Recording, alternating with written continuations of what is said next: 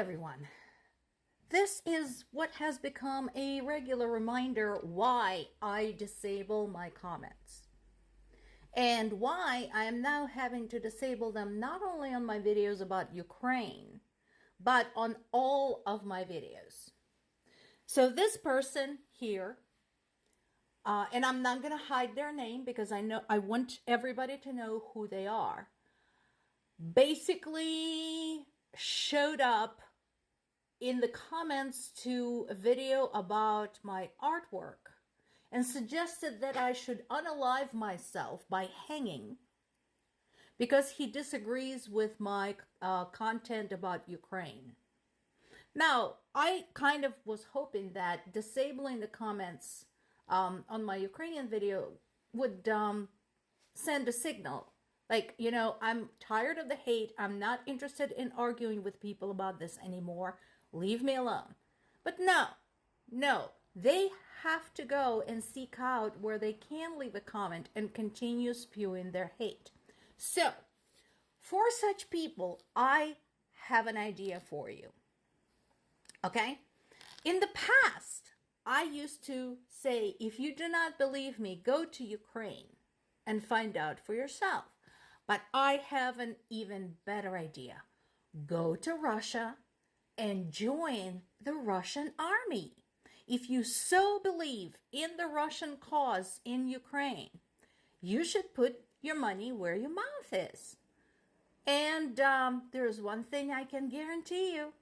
You are going to make a really pretty sunflower.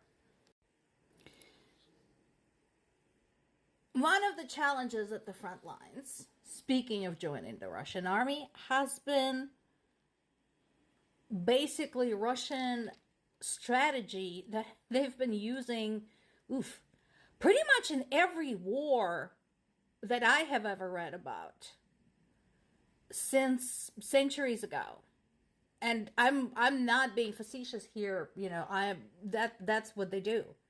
So they keep bringing on more and more and more people and throwing more and more people at the front lines, hoping that this will yield a different result.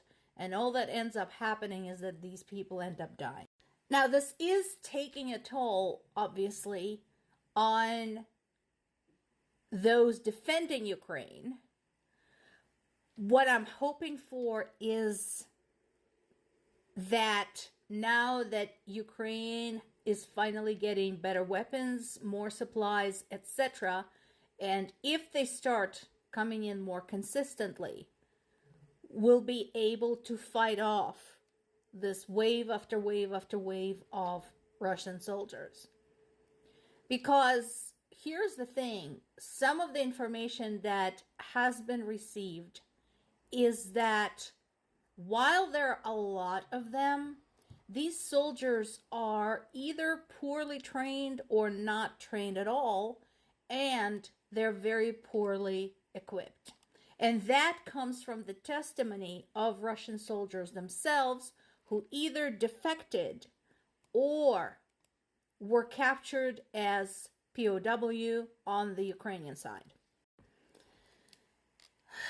Russia warning somebody about something in very vague terms is nothing new.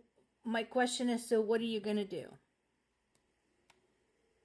They keep saying they're going to do something, but I have a feeling after all these months of warnings and threats and saber-rattling, I don't think they're going to do anything. I think they're doing this on purpose, to keep up the hype. But here's the thing.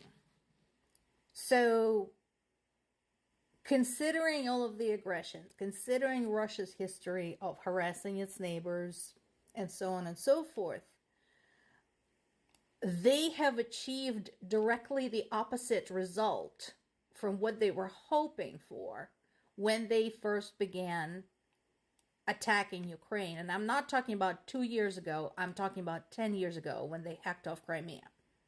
Okay? They were hoping they would isolate Ukraine from NATO. They were hoping they would isolate Ukraine from the EU And they achieved exactly the opposite.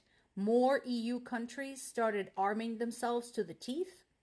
More countries joined the EU, including Russia's historic enemies, such as Finland and Sweden. And you can, if you don't believe me again, feel free to look up the history of conflict between Russia and those two countries.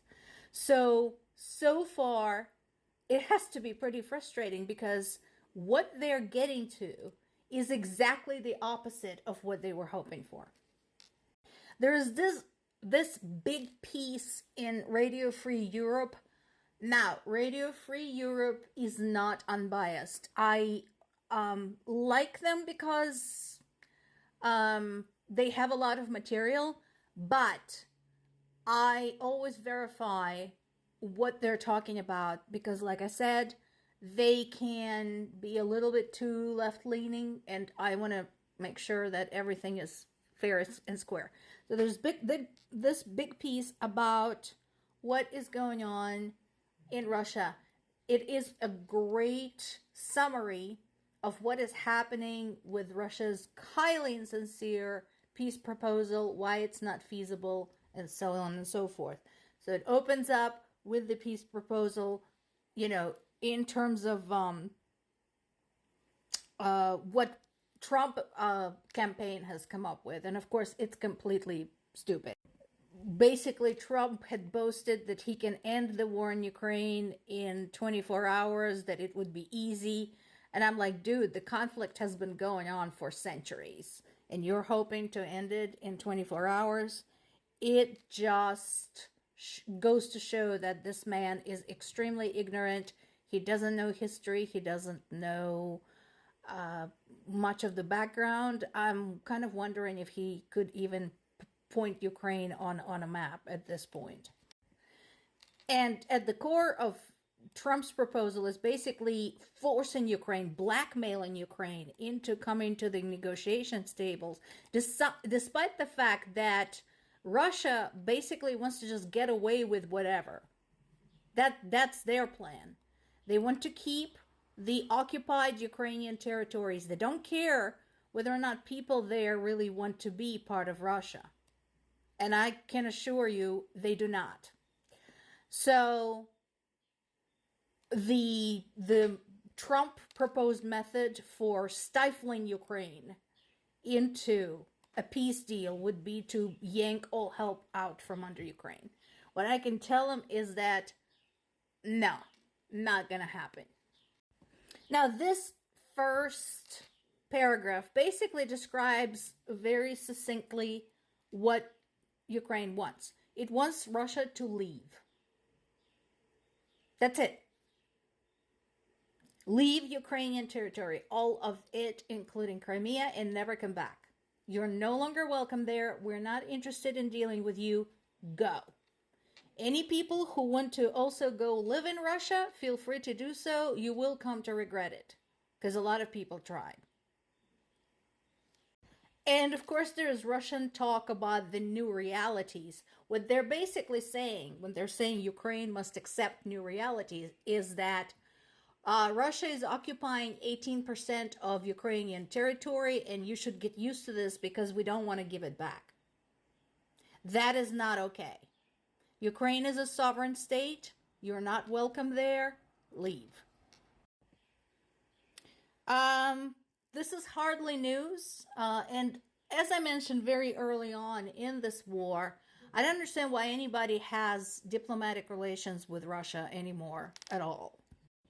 You'll realize that they can grab any of your personnel, any of your ambassadors, any of the administrative personnel working for your embassies, declare them spies and hold them hostage. So why even bother?